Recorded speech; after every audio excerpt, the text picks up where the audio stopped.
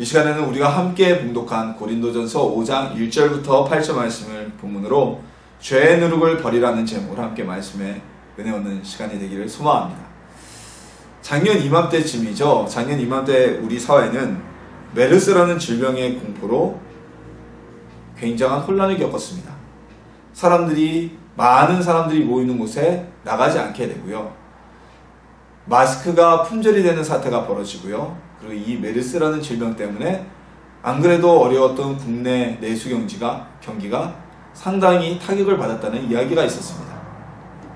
그리고 가장 결정적인 문제는 아파도 사람들이 메르스라는 질병이 병원을 통해서 전파됐기 때문에 병원을 내원하지 않는 일들이 나타나게 됐고요. 병원의 환자들의 숫자가 급감하는 혼란이 있었습니다. 자, 최근에는요, 소아의 뇌가 자라지 않는, 성장하지 못하는 지카 바이러스라는 질병이 지금 브라질에서 시작이 되어서 전 세계를 공포로 몰아넣고 있습니다. 더군다나 올해는 브라질 하계올림픽이 있는 해입니다. 그래서 브라질이라는 나라가 올림픽 때문에 많은 관광객과 선수들이 방문할 것이 예상이 되어지는데, 이 지카 바이러스라는 모기가 매개체가 된 질병 때문에 온 사회가 걱정을 하게 되죠. 이것처럼 백신과 치료제가 없는 질병에 대한 공포는요, 오늘날 현대인들에게 또 다른 새로운 공포로 다가오고 있습니다. 그래서 이 백신이나 치료제가 없는 질병들, 지카 바이러스 또는 우리가 잘 아는 에볼라 바이러스, 이런 질병은 어떻게 고쳐야 할까요? 앞서 말씀드린 메르스도 마찬가지고, 이런 질병을 고치기 위해서는요, 예방이 최선책입니다. 병에 걸리지 않는 것이 가장 좋은 방법이라는 것입니다. 그래서 우리나라를 비롯한 몇몇 국가에서는 지금 브라질 여행에 대해서 자제를 요청하는 모습들이 있었고요.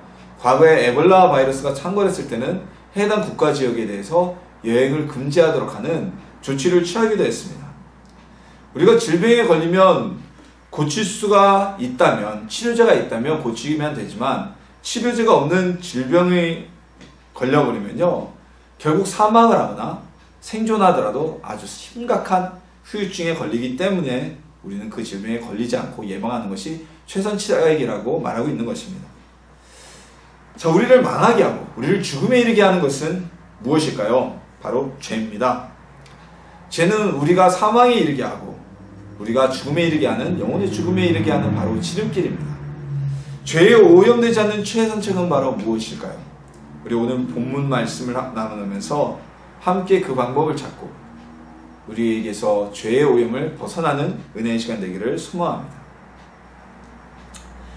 자, 오늘 본문에 보면요, 참 기가 막힌 이야기가 나옵니다. 고린도 교회는 음해, 즉 현대어로 말하자면 간통이라는 최악의 죄악에 지금 오염되어 있었습니다. 자, 간통, 우리가 불륜이라고 얘기를 하죠. 법률적인 용어 간통, 간음 이렇게 얘기를 하는데, 이 간통은 우상 숭배와 함께 국가와 사회의 도덕적 근간을 흔들어대는, 파괴하는 아주 최악의 죄악이었습니다. 우리 성경에서도요, 우상 숭배 다음으로 최악의 죄악으로 삼는 것이 바로 성에 관련된 범죄들, 특히 간음과 같은 범죄들을 가장 최악의 범죄 중에 하나로 삼았어요. 더군다나 이 간음이라는 것은, 간통이라는 것은요, 우상 숭배에 대해서 처벌하지 않는 나라는 아주 굉장히 많았습니다. 왜냐하면 우상 숭배라는 것은 하나님을 믿는 국가, 하나님을 믿는 개신교나 유대교를 국교로 성립하는 나라에서만 인정되는 범죄였기 때문에 우상 숭배로 처벌받는, 반대로 또 이제 그런 경우도 있죠. 과거에 우리나라처럼 유교만 믿거나 불교만 믿는 지역에 복음이 들어가게 되면 선교사들을 잡아 처형하는. 그런데 이런 모든 국가가 이런 우상 숭배를 처벌했던 것은 아닙니다. 하지만 동서고금을 막론하고 정상적인 국가와 사회에서는 전부 다 이 간통이라는 범죄, 이 범죄에 대해서는 자신만이 아닌 배우자와 가족에 대한 배반이고, 그리고 가족에 대한 피해를 입히는 행동이었기 때문에 가장 터부시한 죄악 중에 하나라고 여겨지는 범죄였습니다. 자, 오늘날 좋은 말로 순화해서 불륜이라고 여기는 이 간음은요, 불륜, 이 말도 순화한 거지만 간통과 간음보다는 듣긴 좋지만 이 얘기에도 윤리를 어긴 것이잖아요. 윤리가 아니라는 뜻이 담겨져 있잖아요. 이것은 지금도 우리 한국 사회에서 가장 추한 범죄 중에 하나로 취급받고 있습니다. 비록 간통죄의 경우에는 이제 더 이상 형사처벌 대상은 되지 않지만 우리 사회적 인식 속에서는 자신의 가족을 배신하고 배우자를 배반한 결혼제도를 파괴한 이 간통과 분류는 있을 수 없는 도덕적으로 최악의 행동으로 여겨지고 있죠.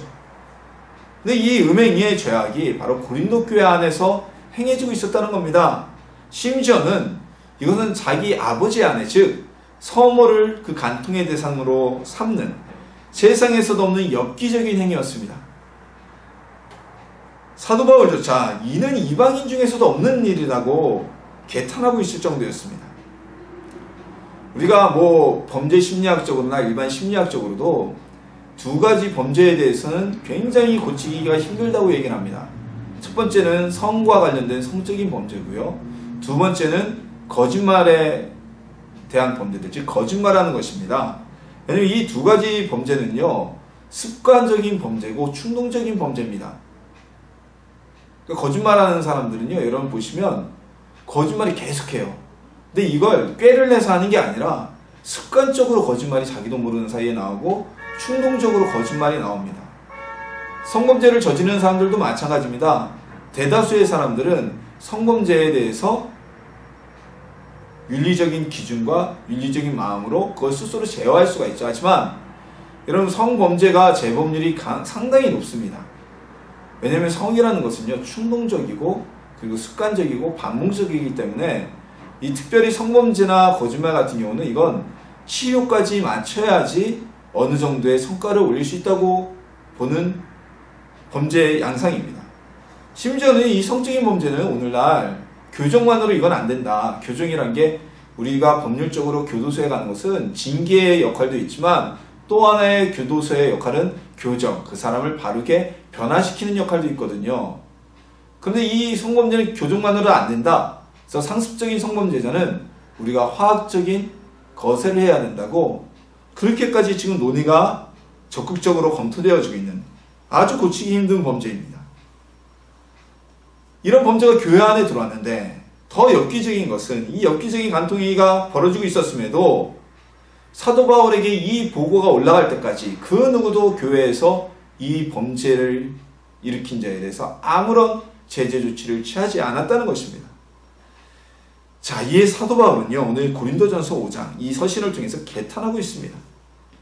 오히려 너희가 교만하여져서 라는 이 언급은요, 죄를 범한 이를 오히려 감싸고 있는 듯한 모습을 보였기 때문에 사도 바울이 이런 교만하여져서 너희가 스스로 죄된 자를 하나님의 말씀으로 다스리지 않고 그들을 놔두었다는, 즉 교만하여졌다는 이야기는 죄된 자를 오히려 감싸고 보호하는 듯한 느낌을 보여주고 있습니다.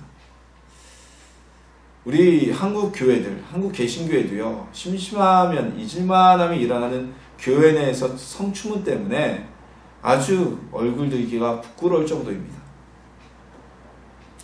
성에 관한 범죄는요, 정말 단호한 처벌과 치료만이 추가적인 범죄를 막을 수가 있습니다. 그 성범죄에 대한 기회와 처벌은요, 그 사람에게도 벌을 하는 것도 있지만 그 사람이 다시 그 범죄의 늪에서 빠지지 않도록 도움을 주는 역할도 함께 포함되어져 있는 것입니다. 그 기회를 주는 겁니다. 그래도 우리 한국교회가 부끄러움을 당하는 것은 무엇입니까? 스스로 죄를 범한 이를 징계하거나 치료의 기회를 주지 않고 이것을 무마시켜버리기 때문입니다. 성관련 범죄가 교회 내에서 더욱 부각되는 것은요, 하나님께서 만드신 가정이라는 제도를 파괴하고 그리고 후대를 위한 출산과 또한 결혼제도 안에서 허락되어진 하나님의 선물을 자신의 쾌락을 위해서 사용하는 범죄이기 때문입니다. 그럼에도 불구하고 이런 일반적인 간통도 아니고 자기 어머니와 관계를 맺고 있는 이런 엽기적인 범죄를 고린도 교회에서는 묵인하고 있었던 것입니다. 이것은 교회가 가져야 될 하나님의 말씀에 대한 기본적인 정용을 무시한 처사였던 것입니다. 고린도 교회는요, 지금 교회가 지켜야 될 최소한의 마지노선을 넘긴 범죄를 짓고 있었던 것입니다. 이것을 두고 사도 바울은 교만하여졌다고 말하고 있습니다. 사도 바울은요, 이 개탄할 만한, 통탄할 만한 소식을 들은 이후에 내가 이미 그를 판단하였노라 하고 전하고 있습니다. 우리가 몸은 그리스도를 고린도 교회를 사도 바울이 이미 몸은 떠나 있었지만 그의 마음은 그의 영혼은 고린도 교회에 있는 것처럼 이 범죄한 자를 그를 죄인이라고 판단하고 있다는 것을 고린도 교회에 분명히 알리고 있습니다. 이것은 간통을 행한 자가 너희가 두둔할 자가 아니고 이 범죄를 행하고 무엇보다 계속 회개하지 않고 죄를 범하고 있는 이 사람은 분명한 범죄자이다. 그를 숨겨주거나 두둔하는 것 역시 하나님 앞에 죄를 범한다는 것을 말하고 있는 우회적인 경고입니다. 그리고 우리 주 예수의 능력으로 이런 자를 사단에게 내어주었으니 이는 육신을 멸하고 영은 주 예수의 날에 구원을 받게 하려 함이라고 말하고 있습니다. 이것은요, 회개하지 않는 죄인은 교회에서 쫓아내서 사단에게 넘겨주더라도 너희의 영혼을 지키라는 아주 강력한 경고의 메시지입니다. 자, 우리는 이 말씀에 대해서 이렇게 생각할 수 있습니다. 아니, 하나님께서 구원하신, 어떻게 한번 구원받은 사람을 교회에서 내쫓냐? 예수님은 사랑의 하나님이신데 바울이 어찌 이런 말을 할 수 있느냐? 하지만 바울은 이 문제에 대해서 매우 단호했습니다. 죄를 회개하고도요, 반복적으로 다시 죄를 짓는 것은 그 사람은 회개한 사람이 아닙니다. 회개가 말로 하는 것으로 끝납니까? 회개가 죄의 고백으로 끝나는 것인가요? 아닙니다. 회개는 삶의 돌이킴으로 인해서 나타나는 것이 바로 회개입니다. 만약 이 본문에 언급되어진 엽기적인 이 간통사건의 주인공이 회개했다면 그는 자신과 관계를 맺었던 그 여인을 떠나보내야 했습니다. 그리고 다시는 그와 만나지 말아야 했습니다. 그러나 바울이 그를 정죄한 것은 그가 여전히 교회 내에서 똑같은 행위를 반복하고 있다는 것을 의미합니다. 이것은 온전한 회개를 거부하고 있는, 죄 가운데 빠져 살면서 회개하기를 거부하고 있는 모습입니다. 사도 바울은요, 오늘 본문의 죄를, 이 죄악을 누룩에 비유합니다. 누룩은 오늘날 제빵에 사용하죠. 제빵에 사용하는 이스트라는 효모균을 말합니다. 이 죄를 누룩에 비유한 것은요, 사도 바울이 처음이 아니라 예수님이 처음 비유하셨죠. 조그마한 누룩 조각이, 아주 작은 누룩 조각이 반죽을 부풀게 하듯이 아주 작은 죄가 우리 마음에 들어오면 우리 온 몸과 영혼을 죄에 물리게 한다는 의미입니다. 저는요, 좀 더 알기 쉽게 이 호모균에 대해서 모르는 분들이 많을 수 있으니까 호모균을 한번 곰팡이로 바꿔서 설명해 보자 합니다. 자, 곰팡이는요, 어떤 음식물의 빵의 작은 곳이나 아니 집안 한편에 키면요, 고기만 남아있는 것이 아니에요. 점점 퍼져나가죠. 공기를 통해서 많은 곳으로 퍼져나가고요. 봉지 안에 빵이 작은 곰팡이가 생기면 며칠 안에 그 빵은 곰팡이로 가득 차게 됩니다. 덮여버리게 됩니다. 집안 한 구석에 아주 작은 곰팡이 흔적이 생긴다면 그 집의 온 한 벽은 거의 전부를 곰팡이로 뒤집어 쓰게 됩니다. 곰팡이 균사는요, 우리 눈에 보이진 않지만 공기를 통해 날아다니면서 자기가 자랄 수 있는 최선의 자리에 붙어서 번지기 때문입니다. 그래서 근본적인 해결책은 곰팡이 균사를 모두 제거하는 것이죠. 전부 다. 최근에 우리 가정들이 공기청정기를 자주 갖다 놓고 두는 것은 이와 같은 이유입니다. 즉, 공기를 오염시키는 곰팡이라거나 또는 다른 물질을 집안 곳곳에 퍼지지 않게 제거하기 위해서입니다. 바울은요, 회개할 의사도 없었고, 그리고 죄에서 돌이킬 의사도 없는 바로 이 고린도 교회 음행을 행하는 이 주인공을 내쫓아서 그 죄의 의미가 다른 성도들에게 전파되는 것을 막고자 하였던 것입니다. 이것은요, 바울의 생각만이 아니었습니다.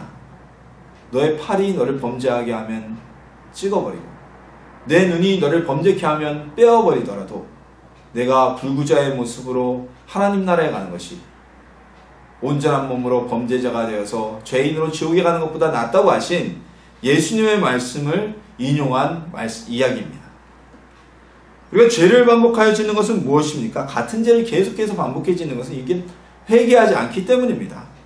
그러한 행위들이 교회 내에서 영납이 되기 시작하면요, 이 교회 전체가 회개하지 못하는 모습을 아주 당연하게 받아들이게 됩니다. 온 교회가 오염이 됩니다. 한 사람의 문제가 전체 교회의 성도들을 오염시켜서 천국에 들어가는 것을 방해하게 된다는 것입니다. 회개의 의사가 없는 이는요, 교회에서 내쫓는 것이 다른 성도들을 지키는 길이라고 바울은 권고하고 있습니다. 그런데 지금 이 시대에 교회에서 성도들을 이런 이들을 징계하지 못하고 있습니다. 이것은 스스로를 범죄에 오염되게 하며 교회가 오염되고 세상에 비난받게 하는 원인이 되고 있습니다. 교회는요, 죄에서 완전히 깨끗한 청정지역은 될 수가 없습니다. 그러나 교회를 다녔다 들어와서 예배를 드리고 나가는 사람, 교회를 거쳐서 가는 사람은 자신의 죄의 오염으로부터 깨끗해져서 의인이 되어 정결한 사람이 되어 돌아가야만 합니다. 그런데 교회를 다녀가서도, 교회에 와서도 전혀 죄를 깨끗게 하지 못한다면 이건 병을 고치려고 병원을 방문했다가 그곳에서 메르스에 감염되어서 질병에 걸리는 것과 똑같은 모습이 되는 겁니다. 굉장히 억울한 피해가 생기는 것이잖아요. 그래서 우리는 둘 중 하나를 결정하라고 오늘 사도 바울은 우리에게 말하고 있습니다. 먼저 이 죄인을 회개하도록, 철저한 온전한 회개로 삶의 모습까지 바꾸는 회개를 하도록 권고하든지, 그가 그것을 받아들이지 않으면 그를 교회 내 죄의 오염을 시키지 않도록 쫓아내어버려라. 다시 세상으로 사단에게 그를 돌려버려라. 죄를 좋아하는 그는 사단에게 내어보내라고 결정하라고 말씀하고 있는 것입니다. 자, 그런데 실질적으로 우리 교회에서 성도들을 내친다는 것이, 내보낸다는 것이, 정죄한다는 것이 이게 오늘날 거의 불가능한 일이 현실입니다. 그렇다면 우리는 어떻게 해야 됩니까? 우리는 정말 이 성도를 지키겠다는 각오로 회개를 권고를 해야만 할 것입니다. 이 권고는 누가 해야 될까요? 이건 우리 평신도인 성도님들의 일이 아니고 이건 목회자의 몫이겠죠. 죄는 순식간에 퍼져나갑니다. 좋은 것은 잘 퍼지지 않는데 죄만은, 이런 악한 것은 속성으로, 정말 급성으로 주변을 오염시킵니다. 우리는 죄에서 우리 스스로를 지켜야만 합니다. 우리 역시 이스라엘 가운데 퍼진 하나님의 분노를 멈추게 했던 비느하스와 같은 죄를 끊어버리는 성도가 되기를 소망합니다. 그렇다면 우리는 우리를 죄에서 어떻게 구해낼 수가 있을까요? 어떻게 우리 스스로를 지킬 수 있을까요? 그것은 바로 죄가 있는 자리에 가지 않는 것이 우선 최선입니다.